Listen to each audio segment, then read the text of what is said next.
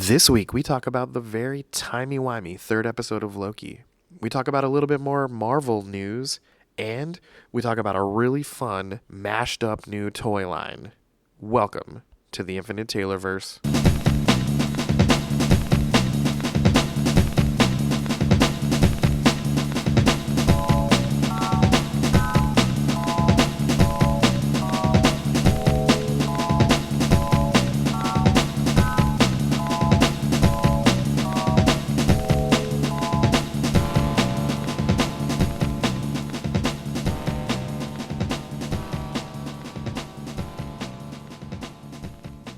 Warning. Red alert. Ay, ay, ay, ay, ay! Danger, Will Robinson. Danger! That's the emergency alert. This episode is full of spoilers for some of the latest and greatest nerdy movies and shows. Spoilers. Listener discretion is advised. What's up, everybody? Welcome to the Infinite Taylorverse podcast. I'm Billy Taylor. I'm Taylor Oxner. And this week, you guys know what's up. We're here to talk to you about all the fun stuff that's been going on that we love so much. But before we jump into all that, Taylor, what have you been nerding out about this week, man? What I've been nerding out about this week, I've started reading I don't know if it's a mini or maxi series, but the Power Rangers Justice League crossover. Oh, nice. I had not read it, and I had gotten all the issues for it. Didn't I get it at a fountain, I think, last year? I think so. And just got around to reading it, so it's been pretty funny and also fun. That's awesome. I obviously love reading those Power Rangers books, but all the crossovers, the ones with DC, the ones with Ninja Turtles, they've all been so fun. Oh, the ones with Godzilla, too. Didn't they also do one that's like Ruby? I think they did a Justice League with them, but I don't remember a Power Rangers with them. Okay. But That's yeah. must be what I'm thinking of. Yeah. But yeah, those are fun. I'm glad you're reading them. Man, I've read the Godzilla one and the Turtles one recently, but I haven't read the DC one in a while. I might have to pull those back out and read them again just to brush up, because I remember them being fun. They are.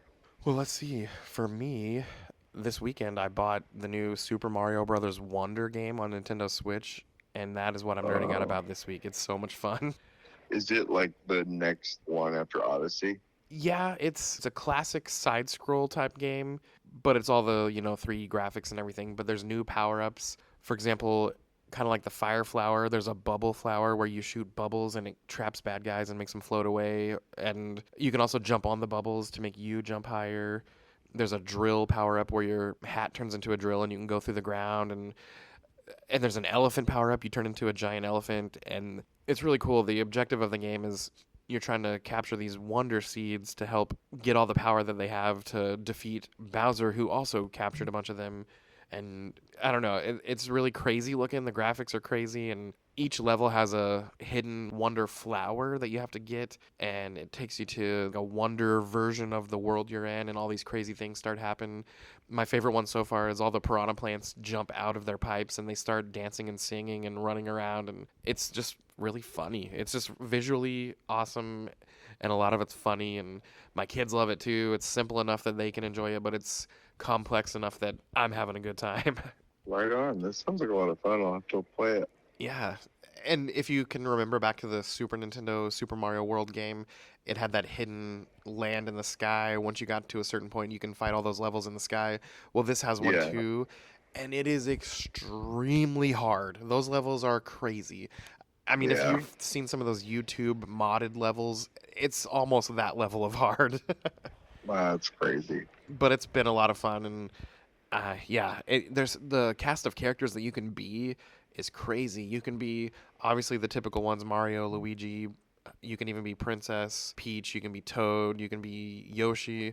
You can be Nabbit, if you know who Nabbit is. You can be Daisy. You can be Toadette. You can be different colors of Toad. You can be different colors of Yoshi. It's a lot of characters to choose from for a typical Mario game. Awesome. Well, hey, let's start talking about some of the things that's been going on. First, we both watched Loki episode 3 from season 2. What'd you think about that? I felt cheated at the end, and she was like, I have a secret that you can't tell, and like, it will make you angry. Yeah. And then, so I waited for the after credits because I was like, surely they're going to at least tell you what that is before. And nope. And then they don't. Yep. I thought it was a pretty good episode. I liked the opening crawl for like the Marvel thing, how it was all like old piano. Yes, that was my favorite part Um, too. I really enjoyed that. I like Jonathan Majors a lot. Loki used a lot of his powers this episode. Did you notice that? I did notice Felt that. like way more than usual, but I don't know. Maybe that's just me. And he did not care who saw. Forget messing with time. Let's just poof people away to cages and stuff like that. It was awesome. Yeah, it was awesome. Yeah, I liked, same as you, the old timey feel, the World's Fair stuff was really cool. It's funny you mentioned the opening title sequence. I literally turned over to my wife while we were watching it and said, "Ooh, I want that as a ringtone." It's And funny. the whole thing with Miss Minutes being a little crazy, that was kind of crazy. Yeah, I was almost convinced that Miss Minutes is going to be the bad guy for the season, Yeah. but maybe not. Yeah, they kind of locked her away there at the end, but it was a neat little twist just seeing the AI go a little nuts. Yeah, what else? Oh, another thing I thought was cool was this episode kind of confirmed Balder the Brave being a part of the MCU. Did you catch that? Oh, yeah, I didn't realize he wasn't. I thought they've talked about him before. Well, there's been a lot of rumors that Daniel Craig was going to show up as him, but it's never happened. So this was the first Oh, official mentioning of him, and I thought that was kind of cool. that is cool. But yeah, the episode was fun.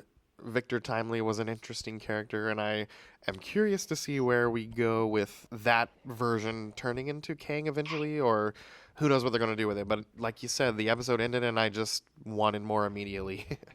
Yeah, it was a real bummer, the ending, but it made me want more. Yep. So yeah, we're already, let's see, by the time you guys listen to this episode, you'll have seen the next one, but we're only a couple days away, so I'm ready for it. Absolutely.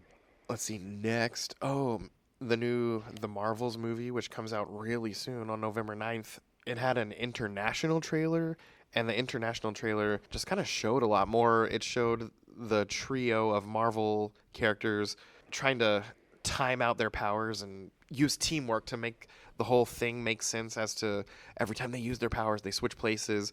But it showed them kind of practicing where they were coordinating, is the better word. They were coordinating where they wound up and all that good stuff. And I don't know, visually, it was just a better trailer, I thought. Did you have a chance to see that one? I haven't actually. I saw the couple TV spots. Yeah.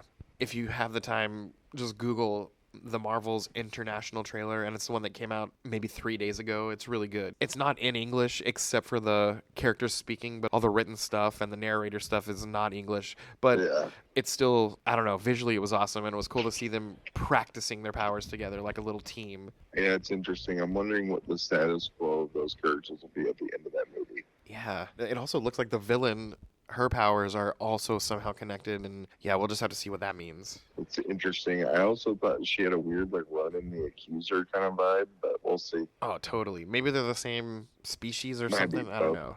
Korea. But yeah, I am excited for this movie. It's coming out in about 2 weeks, and I can't wait to watch it.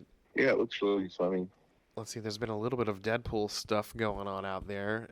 It sounds like the Deadpool 3 filmmaker, Sean Levy, he was interviewed recently, and when they asked him about all these internet rumors going on out there, he said, well, obviously, a lot of them are fake, but some of them are not, and I'm not saying which ones. So he's basically saying some people have really guessed well at some of these rumors, and not all of them are true, but some of them are, and that's kind of making me hopeful because there's some really cool rumors going on out there. Yeah, I think, I wonder which ones or which. Right? I also read some other. Taylor Swift is going to show up as Dazzler. We've talked about that before, but I read a new one that says she doesn't show up as Dazzler, but she does show up just as herself. Taylor Swift is in the movie. Oh, interesting. Like, Okay. well, that's kind of crazy. I want her to be Yeah. Dazzler, but everything's getting infiltrated with Swiftie these days, so. Yeah, exactly. And you know what? I'm for it. She's awesome. Let's see. Oh, the Thunderbolts movie that we've been talking about for a while. There's been a little bit of leaked rumors for what the script is going to entail. And again, it's rumors, but the sources usually turn out to be pretty accurate. But here's what it said. It said Yelena is the leader of the team, and the team consists of Yelena, U.S. Agent, Ghost, and a couple other possible unnamed people, and they go face Sentry, who in this movie, Sentry becomes the Void in the third act. and the movie ends in a way that leads into Armor Wars. So that's what this leaked synopsis said. Okay. Yeah. I don't know a lot about the Void or Sentry. Tell us a little bit about those things. Well, Reynolds is the Sentry. He's this character who essentially is invincible, all powerful, has the power of a billion exploding suns. He's this all good guy, and he has schizophrenia or multiple personality disorder, I believe, and that's the Void, the evil side. Okay. And what he did to get rid of the Void the first time, which was he made everybody in the world forget about him. So he was around during like the Fantastic Four's origin and all that stuff, but he made everybody forget. And then once everybody remembered, it was that new Avengers book that Bendis did. And then you see his tower in the middle of Manhattan and things like that. And people just start to remember him. And yeah, I mean, there's a lot more to that, but that's the overall gist of it. Gotcha. I feel like we say this a lot, but every time they release these little tidbits that could or could not be true, all it does is make me really want it. And with all the strike stuff going on, we know that a lot of this stuff's been delayed. But yeah, I really want to see this. Yeah, I do too. I'm excited to see what the Thunderbolts leads to and what the future of, all the team ups, all the Avengers team and other teams that we might see, what they're going to look like. I just want X-Men. Oh, definitely. I think that's what I'm most excited about Deadpool for, is to see some of those characters mixed with our MCU characters. And I can't wait. Yeah, I'm so excited for that. Let's see, Spider-Man Across the Spider-Verse, that's been out where you could purchase it digitally and DVD and all that stuff lately, but it's coming to Netflix on October 31st. So we got about a week away for people who've been waiting to stream it on a subscription platform. So Netflix, that's interesting. yeah, I was reading about that because most Spider-Man stuff has come to Disney Plus finally, but the Spider-Verse animated stuff, Sony had a deal with Netflix, and that deal is not quite up yet. So I further went on to read that once the deal is up, they're all going to revert eventually to Disney Plus. But right now, that one's going to pop up on Netflix on October 31st. Okay. And I'm excited That's to watch exciting. it again. Yeah. Yeah, me too. Let's see. There's been rumors that this week we're getting a Madam Web trailer and possibly an Echo trailer this week. So those of you listening, it may have already been out by now, but as of us recording right now, I haven't seen them yet. But that's the rumor that they're coming out this week. So Weird. yeah, the Madam Web one I'm a little intrigued by. I don't know how excited I am because, Morbius and all that. But we'll see what happens in this whole Sony verse. And maybe it'll tie together some of the other characters we haven't seen in a while, like Andrew Garfield and Tobey Maguire, and who knows. Anytime you might get a chance to see a multiverse, I'm down for it. Yeah, I'm just very disinterested in anything Sonyverse at this point. I just don't care. Yeah.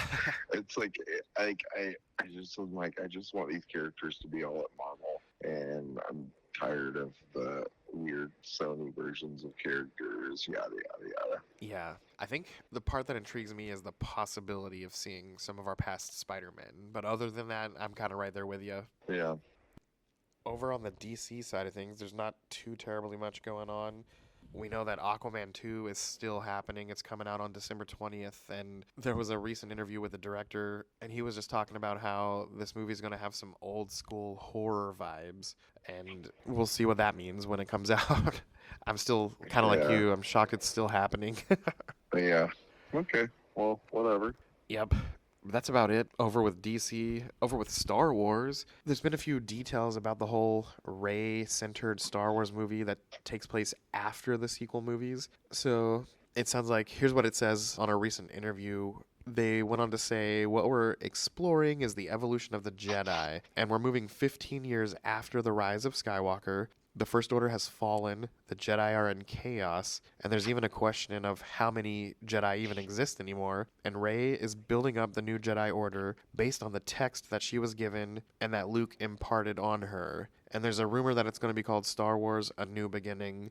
So the whole synopsis stuff was true, but the title is the rumor. So yeah, I'm obviously excited to see Star Wars back on the big screen, and it's just kind of cool to hear where they're going with it. And I do wonder, though, all the really good Star Wars stuff that we're seeing on Disney Plus right now takes place years and years and years before these movies. But I do wonder, are we going to eventually see an older Grogu, aka Baby Yoda, or anything like that?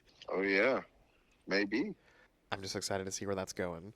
Oh, side note, I've been reading the Thrawn comic books from Marvel, and they're super awesome. Are they? It's the same as the not Heir to the Empire novels, which are legends, but it's the same as the Thrawn trilogy novels that are canon. Someone just made it into a graphic novel version, Okay. and it's super good. And I don't know, it's really funny how much these books make you like Thrawn. People are kind of jerks to him, and he's rising up through the ranks regardless because he's so calculated and good at what he does. And then it's funny knowing in Rebels and Ahsoka, he's such a calculated, really good villain. But reading these books, I really like him, and it's one of those cognitive dissonance things. It's like, whoa, why do I like him so much? Yeah. No, I get that. But I'm excited to see how the novels wrap up. And I even found a graphic novel of the old Heir to the Empire. And I haven't quite read those books, but now that I've found a graphic novel version of those books, I'm totally going to go read them and just kind of compare the differences. Yeah, I think Dark Horse put those out forever ago, correct? I think so. They're a bit older than the newer stuff, obviously. Yeah. I'm guessing it's Dark Horse. But yeah, that's some cool stuff going on with Star Wars. Elsewhere out there in the pop culture universe, last week Rick and Morty season 7 episode 1 came out, the premiere of the new season, and it was, I don't know, as hilarious as you would expect. I forgot that came out. I gotta watch it. Yeah, I won't spoil it for you, but it's super funny. It's no different than any other season. Yeah, I heard the new voice guy's pretty good too. Yeah, you can't even tell. Honestly, the characters that he's doing sound pretty spot on. That's amazing. I'm glad they got somebody. Yeah. Let's see, there's also over at Disney Plus a live action Gargoyle series in the works. And that is crazy because that was one of my favorite animated series in the 90s. And now they're making it live action. I'm super pumped for that. Yeah, it's gonna be crazy. I hope it looks good. And that's what I'm thinking too. But if they got that Marvel Star Wars budget, I bet it does. Yeah, as long as it looks good, I'll be happy. Yep.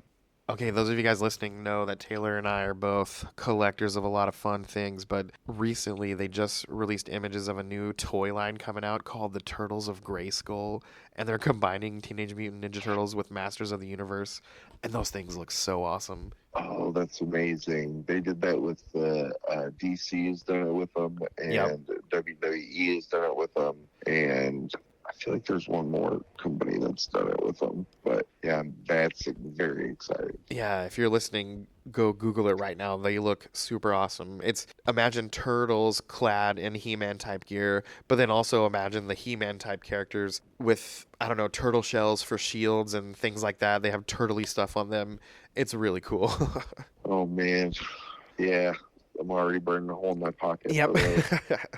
Let's see. Oh, we've both been watching One Piece. We're both just kind of trucking on along. The most recent one I saw was, I think, the 5th one.